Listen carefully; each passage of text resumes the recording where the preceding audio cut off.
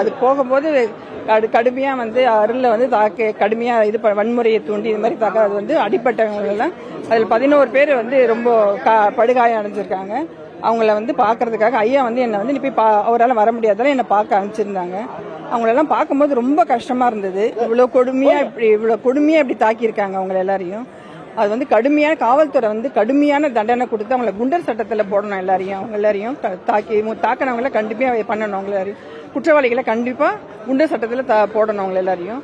அப்புறம் இப்ப அவரு வீட்டுக்கு போய் அவரை பார்க்கலான் இருக்கேன். ஐயா உடனே இப்ப அதுக்கு உண்டான நடவடிக்கை எல்லாம் கடுமையா எடுக்கிறேன்னு சொல்லியிருக்காங்க.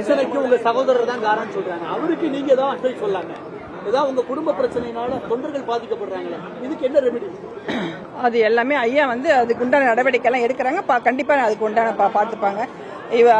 அருள் அவரை இது தேவையில்லாத ஒரு இது ரொம்ப கடுமையா இது நம்ம இது பண்ணணும்.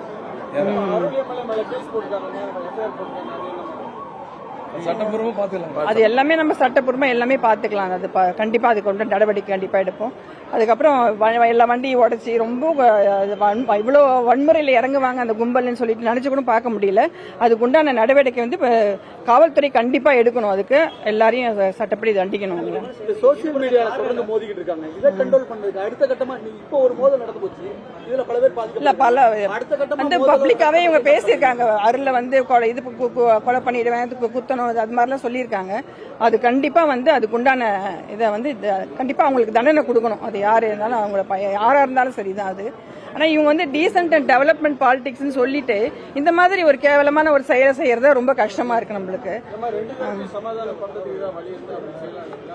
அது எல்லாம் பண்ணிட்டு தாங்க இருந்தோம். இப்ப அதான் அடிச்சுக்கிறேன். அது ஐயா இப்ப அதுக்கு உண்டான முயற்சி எடுப்பாங்க, கண்டிப்பா எடுப்பாங்க.